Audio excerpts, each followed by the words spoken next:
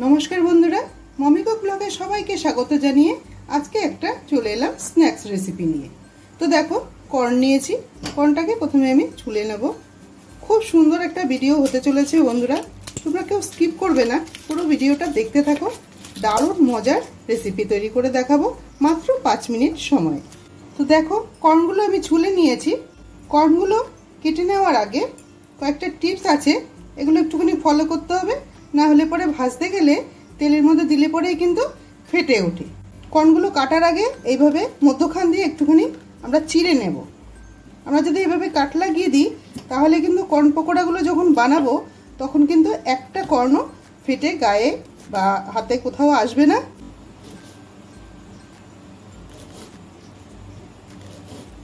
সব ভুট্টাগুলোর মধ্যেই আমি কাট লাগিয়ে দিয়েছি। এবার আমি ভুট্টাগুলো বের করে নেব দানাগুলো। এভাবে আস্তে আস্তে প্রেস করে করে ভুট্টাগুলো বের করে নিতে হবে। আমি ছুরির সাহায্যে করছি, তোমাদের যদি দাওয়ের সাহায্যে সুবিধা হয় তোমরা দাও দিয়েও করে নিতে পারো। দেখো এইভাবে কাট লাগিয়ে করে নিলেও কিন্তু ভুট্টা দানা কেটে বেরিয়ে আসে, ফাটার সম্ভাবনা থাকে না। তবে এইভাবে করতে গেলে অনেক সময় কি হয় গোটা গোটা বেরিয়ে আসে, ওগুলো কিন্তু তেলে দেওয়া মাত্রই কিন্তু ফেটে চোখে মুখে আসতে পারে। ওই জন্য প্রথমে কাটার আগে কাটটা লাগিয়ে নিলে খুব সুবিধা হবে, ফাটার ভয়টা আর থাকবে না। দানাগুলো খুব সুন্দর করে আমি বের করে নিলাম। এবার এর মধ্যে কিছু মশলা অ্যাড করব। দিয়ে দেবো গোলমরিচের গুঁড়ো, স্বাদমতো নুন, ধনেপাতা কুচি, চাট মশলা, 2 চামচ বেসন, দিয়ে দেবো কুচিয়ে রাখা পেঁয়াজ, একদম ছোট সাইজের একটা পেঁয়াজ দিয়েছি। 5 থেকে 6 কোয়া রসুন আছে কুচিয়ে নেওয়া, 1/2 ইঞ্চি আদা কুচনো, অল্প পরিমাণে লঙ্কা কুচি। সব উপকরণকে একসঙ্গে ভালো করে মাখিয়ে নেব। যেহেতু ভুট্টা দানাগুলো কচিয়ে আছে, এর মধ্যে অনেক ময়েশ্চারাইজার আছে, একটু হাত দিয়ে ভালো করে চেপে চেপে নিলে পরে সুন্দর মাখা হয়ে যাবে। যদি খুব প্রয়োজন মনে হয় তাহলে অল্প পরিমাণে জলের ছিটা দেওয়া যেতে পারে। এবার আমি দিয়ে দেবো এর মধ্যে 2 চামচ কর্নফ্লাওয়ার। এতে আঠালো একটা ভাব হবে, পকোড়াগুলো খুব সুন্দর তৈরি হবে। কর্নফ্লাওয়ার হাতের সামনে না থাকলে তোমরা অ্যারারুটও দিয়ে দিতে পারো। এখন মনে হচ্ছে একটু শুকনো শুকনো লাগছে, এর মধ্যে একদম অল্প পরিমাণে আমি একটু জল অ্যাড করব। খুব সুন্দর করে আমি মেখে নিলাম, পকোড়া ভাজার জন্য একদম রেডি। এবার আমি ছোট ছোট করে একটু করে এরকম রাফলি, একদম পুরো ঠেসে ঠেসে করা যাবে না, হালকা করে একটুখানি প্রেস করে করে দিয়ে এইভাবে একটা ফ্রাই প্যান বসিয়ে আগে থেকে আমি তেলটা গরম করতে বসিয়ে দিয়েছিলাম। তেলটা যখনই গরম হয়ে গেছে আমি লো টু মিডিয়াম করে দিয়েছি গ্যাসের ফ্লেমটাকে। এবার আমি পকোড়াগুলো ছেড়ে দেবো।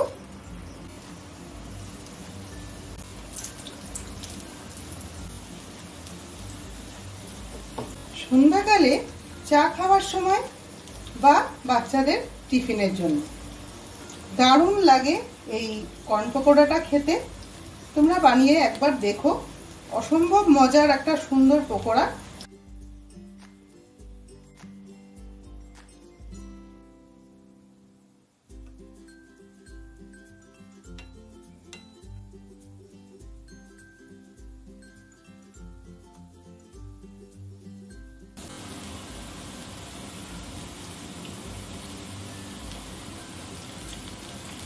গ্যাসের ফ্লেমটাকে লো টু মিডিয়াম করে গোল্ডেন কালার করে ভেজে নেব পকোড়াগুলো। কর্ন পকোড়াগুলো আমাদের ভাজা হয়ে গেছে, এবার তুলে নেব।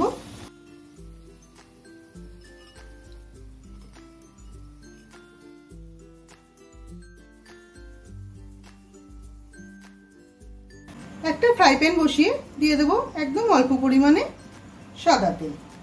তেলটা গরম হয়ে গেলে দিয়ে দেবো একটু কারি পাতা, দিয়ে দেবো 2টো শুকনো লঙ্কা।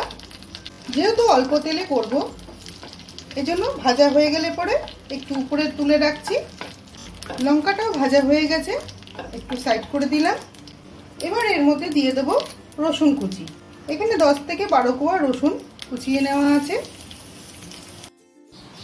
1/2 চামচ আদা কুচি দিয়ে দিলাম। রসুন ও আদার কাঁচা গন্ধটা চলে যাওয়া অবধি একটু সতে করে নেব।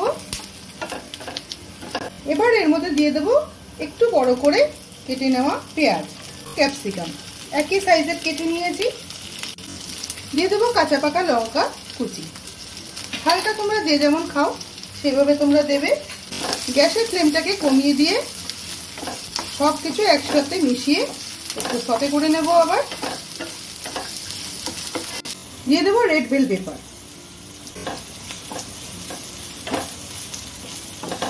স্বাদ মতো নুন দিয়ে দেবো, দেবো অল্প করে গোলমরিচ গুঁড়ো। গ্যাসের ফ্লেমটাকে লোতে রেখে আমি হালকা করে সতে করে নিলাম।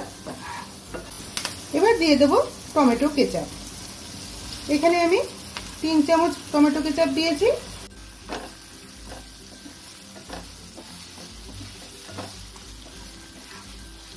বাটিটার মধ্যে অনেকটাই সস লেগেছিল, বাটিটা ধুয়ে অল্প পরিমাণে যে সসটুকু লেগেছিল সেটুকু দিয়ে দিলাম।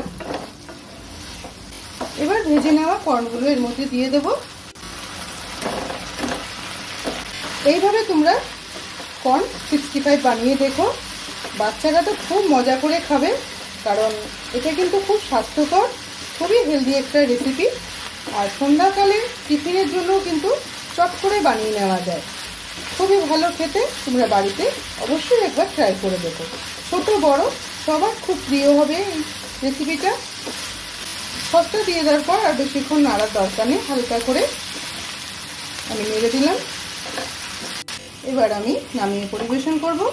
দেখলে তোমরা কত সহজে তৈরি হয়ে যায় কর্ন 65, যা বানানো কত সহজ। ভিডিওটা কেমন লাগলো আমাকে কমেন্টে অবশ্যই জানিও, ভালো লাগলে লাইক ও একটা শেয়ার করে দিও। তুমি যদি আমার চ্যানেলে নতুন বন্ধু হয়ে থাকো তাহলে একটা সাবস্ক্রাইব করে পাশে থেকো। পুরো ভিডিওটা দেখার জন্য অসংখ্য ধন্যবাদ। সবাই ভালো থেকো, দেখা হবে এইরকমই কোনো নতুন রেসিপির সাথে।